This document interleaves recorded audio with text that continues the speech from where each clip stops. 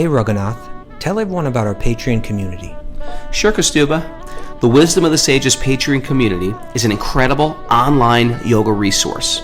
If you like the type of yoga wisdom and culture we share on the show, then our Patreon community is a great next step. This is a listener-supported podcast, and any level of sponsorship will unlock a wide range of live and archived classes, talks, and even workshops. Raghunath teaches, I teach, and we have a host of other excellent teachers on topics ranging from yoga philosophy, asana classes, storytelling, Ayurveda, kirtan, cooking, meditation, and a lot more. We even have an incredible online Bhakti 12-step recovery group. So if you want to check it out, go to patreon.com/wisdom of the sages. All right, let's get it on. Om Namo Bhagavate Vasudevaya. Om Namo Bhagavate Vasudevaya. Om Namo Bhagavate Vasudevaya.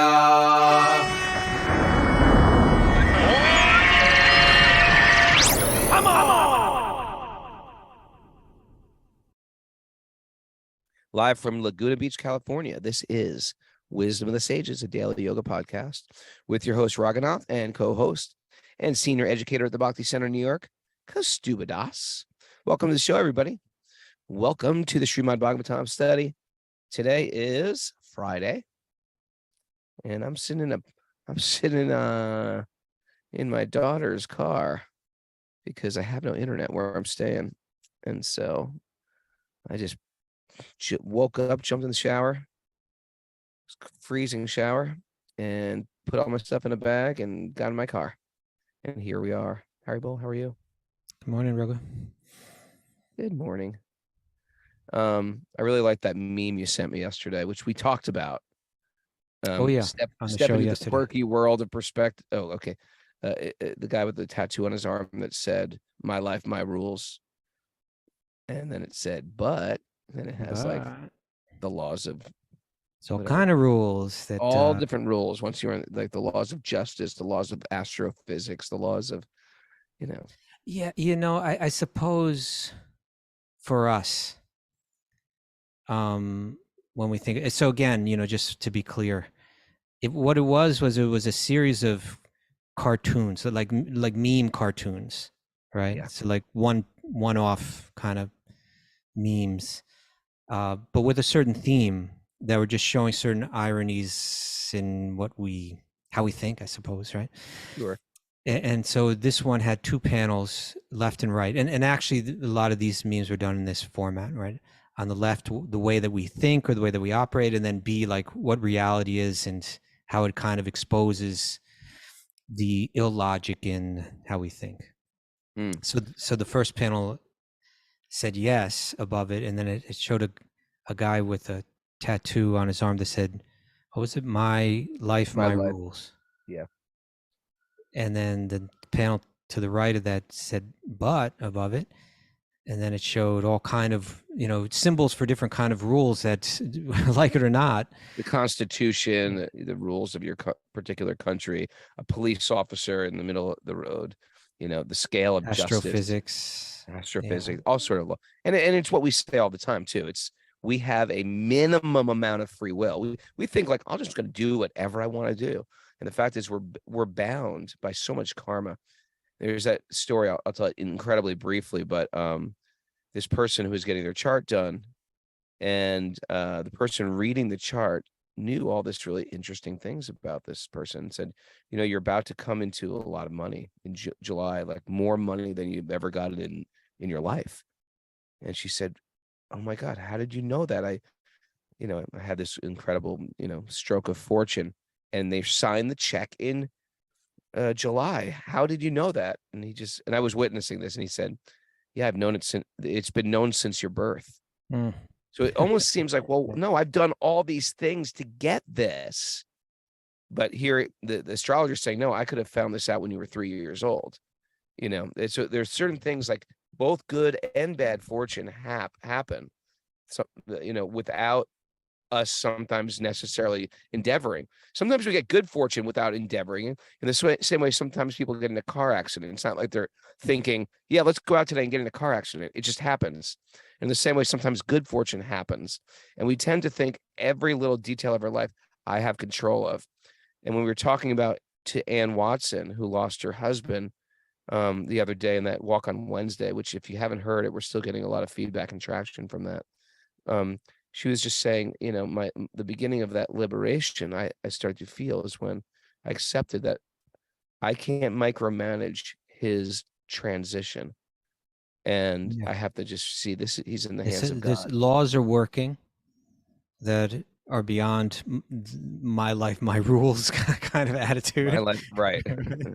Yeah, It's such an arrogant statement, my life, my rules. well, you see, to me, when I look at that and I think of it from like, say, a bhakti perspective, it's kind of what it's illustrating to me is two fundamental ways of looking at the world. One is I'm going to slice out my own destiny. I have the power to do that.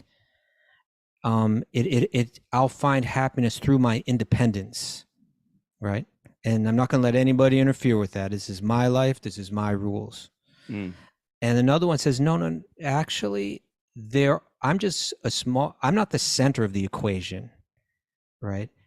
And my own well-being and my own happiness have more to do with how I learn to operate within the rules that exist, within the laws that exist. Ooh, I like that. Right. Yeah. Not denying them, but saying they exist for sure. And you know what? If we go back, we can see they exist for good reason. Right. And so let me learn how to flow with them. Let me learn how to operate within them. And then I'm actually free. When I'm banging my head against the wall, I might think that I'm free, but actually I'm just, the prisoner says I do whatever I want, like, that was always the kind of like, this goes back, I think on the show I've spoken a bit once when we were remember when I had you and Rana Swami, and I think Genevieve was there. I think Vera Budger was there. But in any case, I was hosting some people in my home, and I made pizza for you all. Yeah. And the topic of the Hells Angels came up. And I think it was Genevieve that said, like, what are they all about? Like what is their philosophy or something? Genevieve. Yeah. And and I said, can you imagine Genevieve hanging with the Hells Angels? Well, it would take I suppose I could try. But it's a fun turbo scenario to like dream up. And so I mentioned that their idea is that, like, they're part of the 1% of the people that don't follow the rules of society, right? And of course, there's different ways you can look at that. Like, certainly we're allowed a certain amount of freedom, and we're allowed to think for ourselves, and so on. But my point is that our true well-being and happiness does do with trying to understand why these laws, certainly there's unjust laws and there's misapplication of law and all of that. But a wise person begins to recognize, how does this world work?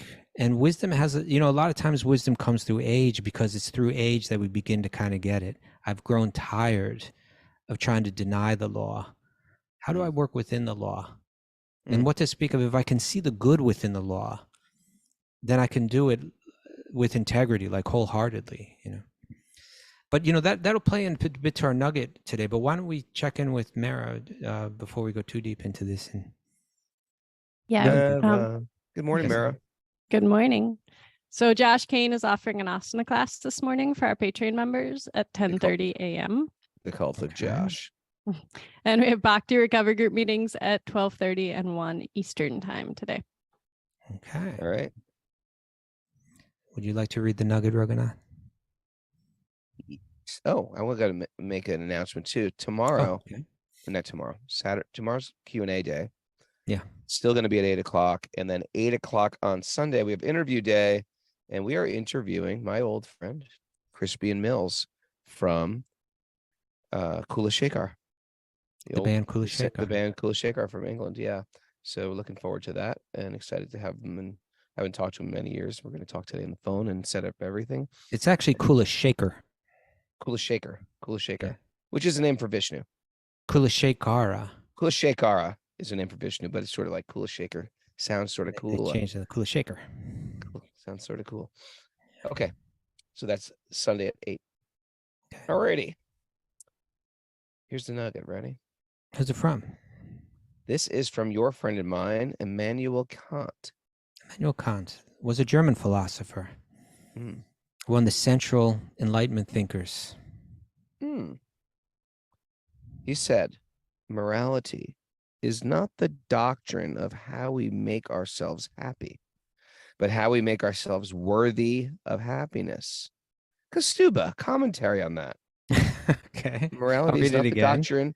Morality is not the doctrine of how we make ourselves happy, but how we make ourselves Let's put a little worthy different of accent on happiness. it. Morality is not the doctrine of how we make ourselves happy, but rather how we make ourselves worthy of happiness. Mhm. Right. So, I think I thought this was interesting. Some people might look at morality as a way that we save ourselves from suffering, right? Like if you're immoral, then you suffer. You go to hell, or whatever, or within like the laws of society. If I break those laws through immorality, then I'll have to suffer some punishment. So I will be moral. Why? To save myself from suffering. Now here he's saying, he's looking at, or you could say, no, morality is how you become happy, right? By learning to operate according to the codes of morality, you will find a path to happiness. That becomes the path to happiness. He's saying let's look a little deeper than that. Morality is not the doctrine of how we make ourselves happy. It's how we make ourselves worthy of happiness. Or I would say you could maybe even take it another step and say, it's how we realize happiness, right? It in a way, it's how we realize, how we find happiness. And, of course, this whole topic begs the question of what is morality, right? Or is there such a thing as objective morality? Is morality something that society makes up? Or is it something that even kind of develops within society due to laws of nature? Or is morality like an objective morality, that it's coming from a moral figure that lays down what is good and what is bad, right? That there's an objective morality, what is good and what is bad. And so we'll read today. We have the Vishnu Dutas and the Yamadutas, and now the Yamadutas have gone to Yamaraj, and he's speaking to them. They're like, we thought you were number one, but it appears that someone is above you. And he's saying, yeah, there's Lord Vishnu or Lord Krishna beyond. And he's going to say, and it's from him that we understand what is right and what is wrong. Right? You wanted to take a Jamil. You saw him as immoral, and so you felt the need to step in and punish that immorality. But actually, where do we? And you thought I was like the arbitrator of morality, but actually, I'm not. There's a higher figure who is responsible for what is dharma and what is adharma, what is moral and what is immoral, and that's Lord Vishnu. But it is an interesting topic, about like, and it's something that has been debated for a long time. Is can an objective morality exist without God? Right, a secular morality. Yeah. I have a quote here from J.L. Mackie, who was an atheist philosopher. Double nugget us today? Well, he was a prominent atheist philosopher, and he kind of came out and admitted. I mean, I don't know if he admitted, but like in other words, he said that if objective moral truths exist, they would warrant a supernatural explanation. So in a sense, what he was saying is that objective morality doesn't exist because he was an atheist, right? Right. So in other words, That's an a atheist. scary, scary game to play. Well, There is, right? this There is no how objective morality. this is how I think they say that. They say the morality develops as an evolutionary need in order to like propagate the species, right? That a moral society will survive, whereas an immoral society will die off, because it's like we see that, let's say, by respecting one another, we have a better rate of survival. And so those communities that have weak respect for one another, they'll die off. And in this way, morality kind of becomes attached. Survival instinct. Yeah, I know, it but kind of becomes attached. So my to question is, I- why is survival even important anyway? well, that's another question, but let's deal with that, and it's a very good question. But the first thing is, so they're saying that evolutionary pressures have attached a sense of morality to the human psychology because it's helpful for survival, right? What is it in us that's making us strive for survival? I don't think you would have to argue that that's some sense of a common good or anything like that. It could just be that I want to survive to enjoy, one could argue that. I think that's the most basic instinct. I'm going to have to stew on this a little longer. But well, this is my point. I appreciate that J.L. Mackie would say that, right? As an atheist, saying that, you know what, objective moral truths are dependent on a supernatural explanation. Mm-hmm. And I don't believe in any supernatural existence. And therefore, I believe that moral truths are not objective. They exist only in the mind. Moral truths exist only in our mind, and they've developed through evolution. Okay, but if you say that, then you have to accept that it is not objectively wrong to do A, B, C, D, and you can go down the list, right? It's not objectively wrong to kill your children. It's not objectively wrong to cause physical pain to people that have not done anything to warrant it. It's not, you could go on and on.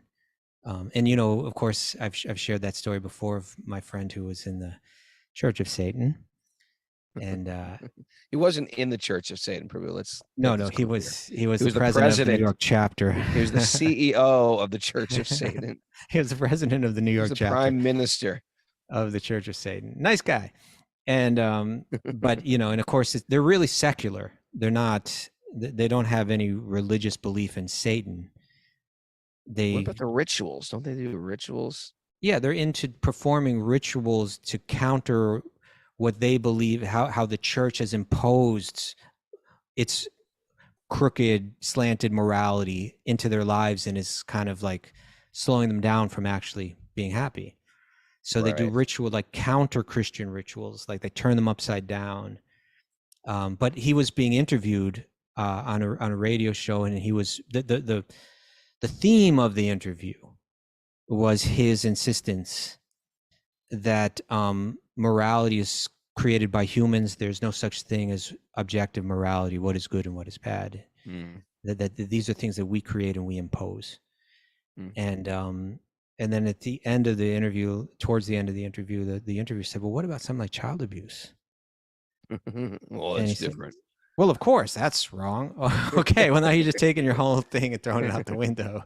It's like, so there is an objective morality. And if there is, then how is objective morality established? J.L. Mackie accepted that it could only be established through a supernatural explanation, right? That objective morality, he was saying that it would have to have something beyond, something beyond our minds. All right. So anyway, it's I wish it's I wish he was still alive to get him on the show. J.L. Yeah. Mackey or No. my Or friend. this Church of Satanist guy. Yeah, that would have been cool. That would have been nice. I'm sure there's more Church of Satanists out there we could bring on in his place. I'm sure we could find some from the Church of Satan that would come onto our show. Yeah, they probably love it. My mother wouldn't allow it though. You'd have to do it on your own. Okay. All right, let's get into this, Mr. Yeah, let's get into Kasuba. Narayanam namaskritya chaiva narotamam devim saraswatim vyasam tatojayam. Before reciting the Srimad Bhagavatam, which is our very means of conquest, one should offer respectful obeisances to the Supreme Lord Narayan. Unto Narayan Rishi, the supremmost human being, unto Mother Saraswati, the goddess of learning, to Srila Vyasadeva, the author. Nasta prayesh vabhadreshu nityam bhagavat sevaya bhagavati tamashloke bhakti bhavati naishtiki. By regular attendance in classes in the Bhagavatam and by rendering service to the pure devotees, all that is troublesome to the heart will become eradicated, and loving service to the Supreme Lord, who is praised with transcendental songs, will be established as an irrevocable fact.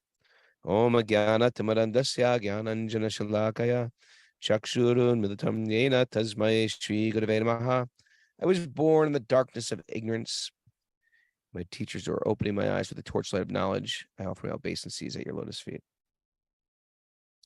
I was at the temple yesterday in Laguna, and I can't remember, but I was dressed not temple-like. I was like in like a bathing suit and maybe I had no shirt on or something. And a car pulls up, like a minivan type of a car with a bunch of Indian. Why were you in a bathing suit with no shirt on in the temple? I was outside the temple, and because it's on the beach, and it's like hot out. California. Yeah, it's California. There's other laws here. Okay. I knew you were going to come back a changed man, Raghunath. But anyway, this Indian family gets out, so I felt sort of like they were going to the temple. Okay. And I felt a little inappropriately dressed, and they came out, and the father just goes, "Oh, wisdom of the sages, come take a selfie with us." And he like ordered the children out of the car. Take a picture with Raghunath. That's funny. It was good. All righty. Are you ready? Yes. Mara, where are we at? Where are we at, Mara? Reading from Canto 6, Chapter 3, Text 19.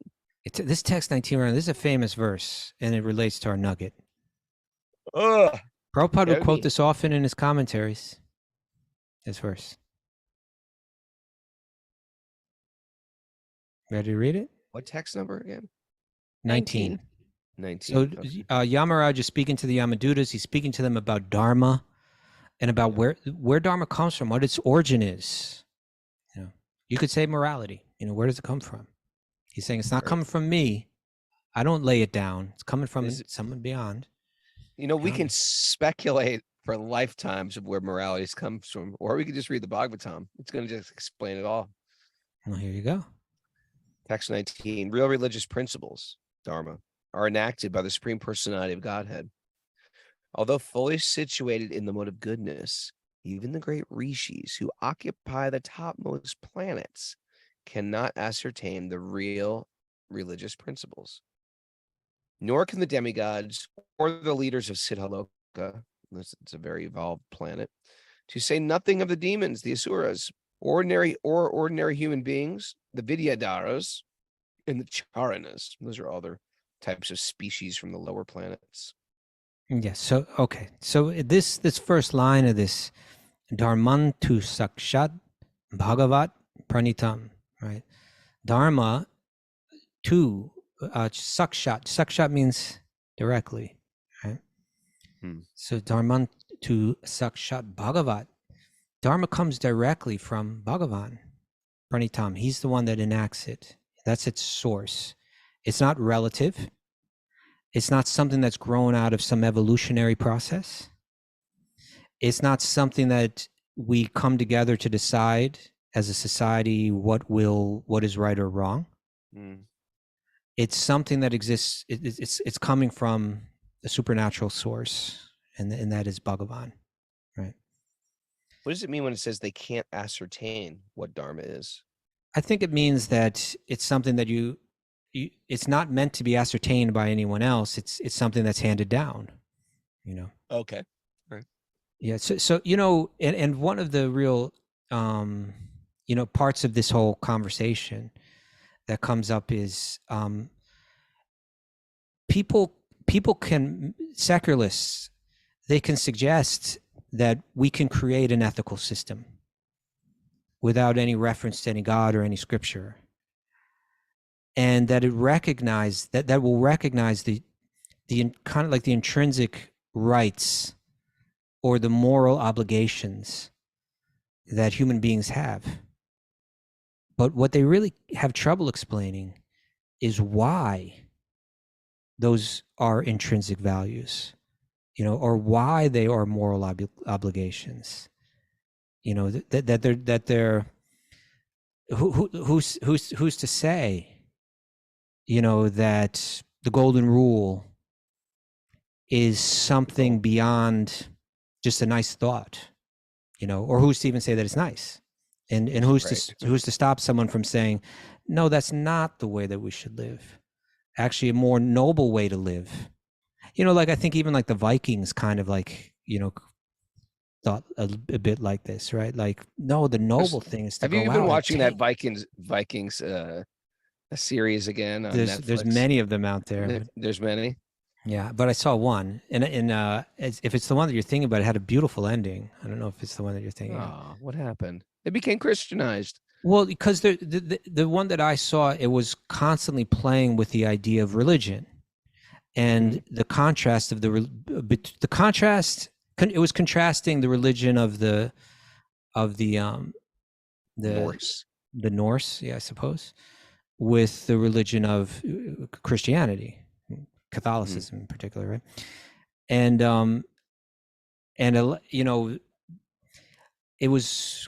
it's interesting because practically, I think any religious presentation that you get nowadays in popular media, popular arts, it will almost always speak against religious orthodoxy, right? Like the characters that are deeply subscribed to religious orthodoxy are always shown, right? Like they're almost always going to be shown to be backward, to be cruel, right. But the Viking thing that I saw, it was the kind of the characters that were kind of being, it was kind of shining a light on, it was saying a more enlightened view is tolerance and appreciation of other people's religions, right? Like the wiser, better characters it had some appreciation. But in the one that I saw, there was one character who was just like a vicious Viking, like a super vicious, enjoyed his cruelty, and he was subscribed with a kind of fanaticism to the worship of the Nordic gods and goddesses, with complete intolerance for Christianity. But at the very end of the film, he kind of suffered intensely because of that intolerance. Is this what you saw? Is this the one you saw? I think it was just called Vikings. I don't remember. I never saw any of them. I don't watch TV. All right. You're thinking of like Eric the Red, one of those like classic, or Leif Erikson's a famous Viking. Well, it wasn't. I don't know if this character was like a real life character, but what it showed was he ended up, in the end, he was just like he just kind of left on his own and in a boat, and he ended up in like I guess Canada. Yeah. And years later, I'm going to be different. I'm going to turn over a new leaf. I'm going to start an animal sanctuary. No, well, what happened was he just suffered so intensely due to he was so intensely trying to please the gods. But it just kept getting darker and darker for him. And then he ended up on floating away from everything, and he ended up in North America. What happens was he just kind of disappears from the show, and you don't hear about him. But then some other characters who he's connected with, they go and they find that land, and they meet the Native Americans. And but the Native Americans know a little bit of their language, and they're like saying, "Where did you learn this?" And they're saying, "Oh, from the crazy one," you know. And they're like, "Oh, take us to that crazy one." And they go, and it's that guy who they really wanted to meet again. But now he's let go of all of his kind of religious fanaticism. He's still got he was like a sadhu. He kind of had let go of all of his animosity towards others. He had let go of his all of his religious fanaticism. And he had a deep appreciation. You could see he had an appreciation for like the spirituality of the Native Americans. He was just kind of like open, and he was asked by those people, like he was asked by them, like, why did you come here, and what was it that drove you here, and so on. And he said it was just the unhappiness that I was experiencing. And then they asked him something like, what was it specifically? And he kind of just went into his mind and said, honestly, I don't even remember. Like, he just kind of let go of everything. And the very final scene of the show, it shows him and this other Viking, and they're sitting on the beach and they're watching the sun either rise or set. They're kind of wrapped up in blankets, and they look like sadhus. And he's just talking about how I forget the very last lines of the show, but it just had to do with letting go of all of her attachments, just like let it go, just let it go. So anyway, I thought that was interesting. I tell Are you Mara, still we here? got to watch more TV, Mara. But how did we get to the Vikings, or what were you saying? I don't know. Anyway, what I was bringing up was that a secular person, they may say that there are intrinsic values and intrinsic rights and real moral obligations that we have to one another.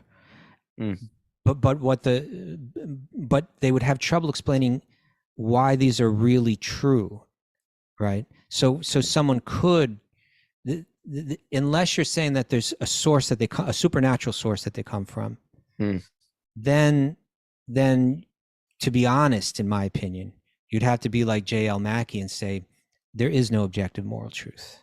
You can create a morality, you could say, right? But you can't really say that it's wrong to go up to an infant and hit it with a baseball bat. And the problem with that is we all know that that's wrong, right? It's like we all know deep down that that's very, very, very wrong. And so here we're saying, Bhagavatam is saying, yeah, no, there is a source of morality. Dharman tu sakshat bhagavat pranitam. When we said Om Namo Bhagavate Vasudevaya in the beginning, we're offering our loving respect to that Bhagavan. Dharman tu sakshat Bhagavan. We accept that it's not a random universe. There's rules of the universe. There are rules of the universe. Yes. All right. Let's go. Why don't you read the commentary? There's a nice commentary. This Text 19's commentary. Okay. Yeah. This is when challenged by the Vishnu Dutas to prescribe the principles of Dharma. Describe. The Yamaduta said, Vede pranihito dharma. The religious principles are the principles enacted in the Vedic literature. They did not know, however, that the Vedic literature contains ritualistic ceremonies that are not transcendental, but are meant to keep peace and order amongst materialistic persons in the material world. Real Dharma, right? Real Dharma, real religious principles are nistrai gunya, above the three gunas, right? Above the three modes of material nature, or transcendental. So that reference to that word there, nishtraigunya, that's from Bhagavad Gita, where Krishna says nishtraigunya. What is it? Nishtraigunya bhavarjuna, right? Arjuna, you're speaking now. You're worried about good karma and bad karma that might come from doing your duty. But actually, this is the way that the people that are these beginning spiritualists, you could say, if you even want to call them spiritualists, but these followers of the Vedas that are simply interested in enjoying this world, they're thinking, will I get good karma from this, or will I get bad karma from this? And he's thinking that that's for lower level thinkers. Transcend that, understand that there's something beyond trying to enjoy this world through good karma, that there's divine love beyond that. And that's what I'm trying to get you to come to. Sometimes if we see a person doing some type of confidential rituals, we think, well, this is the highest thing. They're doing rituals. But as you learn, in India, the similar pujas, they almost appear very similar. Yeah, Similar clothing, similar utterings. They all sort of could sound the same, but they some do. could be like literally like black magic. Some could be like, very dark. Some could be for mystical powers. Definitely not necessarily transcendental, but to an outsider, they may all seem it's all the same. It's all interesting Hindu stuff. No, all radically different. Or if not radically, certainly they can be radically different. Or if they're not radically different, it may be that they are. It may be that they are a progression, right? Like a ladder, Yeah. like a hierarchy or a development, certain different stages of development, right? And we were talking about this yesterday. That behind, what was it that we were saying? Beyond mindfulness. Mindfulness is good, right? But beyond mindfulness, there's divine love, which is something still more. And so these Yamadutas, they were really operating on this level of kind of like, what you did, Ajamil, was immoral. Immorality must be punished in order to keep society functioning smoothly, and we've come to punish you. And Yamaraja is saying morality is coming from a higher source than me. And there's also higher morality. And so whatever drop, even a drop of bhakti, it does something to karma that you haven't even considered. It's kind of like of course, a lot of this thing has to do with like atonement, right? And atonement is meant to rectify. Like sometimes, like there's a criminal and they've been convicted, right? They've been found guilty, but it's still up to the judge to decide the sentence, right? And the judge has some leeway. This person's going to serve 5 years or 15 years, and then the convicted criminal will be given an opportunity to make a statement to the judge and to the jury, to maybe the family of the victim, or to the victim, depending on the crime, right? And that, according to how that criminal responds, it can influence the way that the judge applies justice. Right. Like if the criminal's like, I so regret what I've done. Right. I know that I know that I've caused you such harm. I've learned my lesson. I deserve this punishment, and I just ask that you forgive me. Then a lot of what's, if that were 100% true, like if we could trust that had been 100% imbibed, in one sense there'd be no reason anymore for the punishment. In a sense, that could even be seen as atonement, that genuine regret. Or the prisoner might respond in another way, like, and we see this sometimes, right? Sometimes the prisoner says something horrible. Murdered like, someone, I'll do it and they're again, laughing or about whatever. it, and Yeah. and the father stands up and jumps across the courtroom. Yeah, I think you see scenes like that. Fights in the courtroom, they're always good. And then the judge may say something like, in all my years of sitting on the bench, I've never heard someone be so flippant. Yeah. So then they're going to throw the book at them, right? That's the term we use, right? Throw the book. They're going to, every bit of law that I can throw against this person, I'm going to throw against him. We're going to punish you to the fullest extent of the law, right? And so without a thorough, broad understanding of the law, you wouldn't know how best to apply it. And that's what Yamaraja is saying here. He's saying that Dharma goes beyond your knowledge of Dharma. You have the breadth of your knowledge of Dharma has been limited, and you thought it was all coming from me, and I've only instructed you within a certain realm of it, but actually it comes from Bhagavan. And there are aspects of it that have to do with one's connection with Bhagavan that will trump the whole your whole thing, and that's what just happened here. Okay. I'm going to go on with that purport. Please. Okay. Real Dharma, real The Dharmic Yamadutas, principles real are Dharma principles are Nishtraigunya. Nishtraigunya, above the three gunas, or transcendental. The Yamadutas did not know these transcendental religious principles, the dharma, and therefore, when prevented from arresting Jamil, they were surprised. Materialistic persons who attach all their faith to the Vedic rituals are described in the Gita, where Krishna says, Veda Vada Rata, Veda Partha Vada. Nanyan Yeah. Stiti Vadina. The supposed followers of the Vedas say that there is nothing beyond the Vedic ceremonies.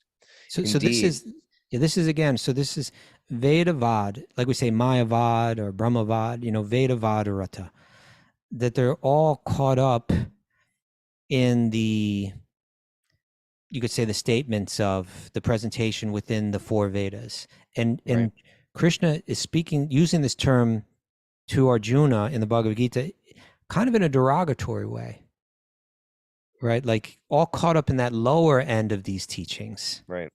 They haven't matured up to the higher end of the teachings. Indeed, there's a group of men in India who are very fond of the Vedic rituals, not understanding the meaning of these rituals, which are intended to elevate one gradually to the transcendental platform of knowing Krishna. By Char Shavar, Aham Eva Vedyo. By all the Vedas, I am to be known. Right? Mm-hmm. Those who do not know this principle, but who simply attach their faith to the Vedic rituals, are called the Veda Vadarata. Herein, it is stated that real religious principles is that which is given by the Supreme Personality of Godhead. That principle is stated in the Gita. Sarva dharman parityagya mam ekam sharanam braja. One should give up all other duties and surrender unto the lotus feet of Krishna. That is the real dharma, the real religious principles everyone should follow. Even though one follows Vedic scriptures, one may not know this transcendental principle, for it is not known to everyone. To say nothing of human beings, even the demigods in the upper planetary systems are unaware of it. The transcendental dharma, religious principles, must be understood from the Supreme Personality of Godhead directly or from his special representatives, as stated in the next verse. Yeah. So that verse that Prabhupada quoted there is the conclusion of the Bhagavad Gita. Right? I wonder if do we have little Karuna around? Were they on the road this morning? I think they were in their car. Okay. But I'm sure that little Karuna knows that verse, Sarva Dharmam Parityaja, Mamekam Sharanam Vraja. That beyond beyond, this is the final statement in Bhagavad Gita, right? Arjuna had this whole dilemma. What is moral? What is immoral? For me to fight in this battle, is it moral or immoral? What am I supposed to do? Will it bring me happiness? Will it bring me sadness? What will it bring me? I don't know how to act. And after explaining so much, the final instruction there is Sarva Dharmam Parityaja. You know what? In one sense, he's saying all the Dharma, just let it go. But in another sense, it's kind of like saying, because there's one dharmic principle that overrides them all. It's deeper, right? And that is to give your life entirely to that source from whom all dharma has stemmed from, right? If you give your mind, your heart, your soul, your body, your mind, your words, your activities, if you give it all to Krishna, who's the source of it all, you're naturally going to be dharmic anyway. That's the Parodharma. Where Bhagavad Gita ends, Srimad Bhagavatam starts by saying, Savai Pungsa Parodharmo, Yato Bhakti Radoksaje, that loving devotion unto Krishna is the Parodharma, is the highest dharma. So the Yamadutas didn't really get that, but it's being explained now to them. Yeah, the dharma or morality is all meant to serve love of God. Yeah. Not the other way around. Okay. Text 21 and 22. Famous verse, Mara, of naming. Oh yeah. The one that names all of the Mahajans. Now, we just quizzed you on this randomly, actually. We just quizzed you on this other one. But you know who, now after reading this, well, it wasn't totally random, because we were talking about how Yamaraja is one of them. That's how the Oh, topic yeah. got brought. We forgot Swayambhuva Manu, I think. No, she said Swayambhuva Manu. Right? Did she? Okay. I think she All right, did. well, I'm going to read them. Maybe we're going to remember who we forgot. Okay. So these are the 12. 12 Mahajans. Lord Brahma, Narada, Lord Shiva, the 4 Kumars, Lord Kapila, the son of Devahuti, Swayambhuva Manu, Prahlad Maharaj, Janak Maharaj, Grandfather Bhishma, Bali Maharaj, Sukadev Goswami, and I myself know the real religious principles. My dear servants, these transcendental religious leaders, which is known as Principles. Bhagavat Dharma. My dear servants, these transcendental religious principles. This transcendental religious principle, okay, which is known as Bhagavat Dharma, or surrender unto the Supreme Lord and love for him, is uncontaminated by the material modes of nature. It is very confidential and difficult for ordinary human beings to understand.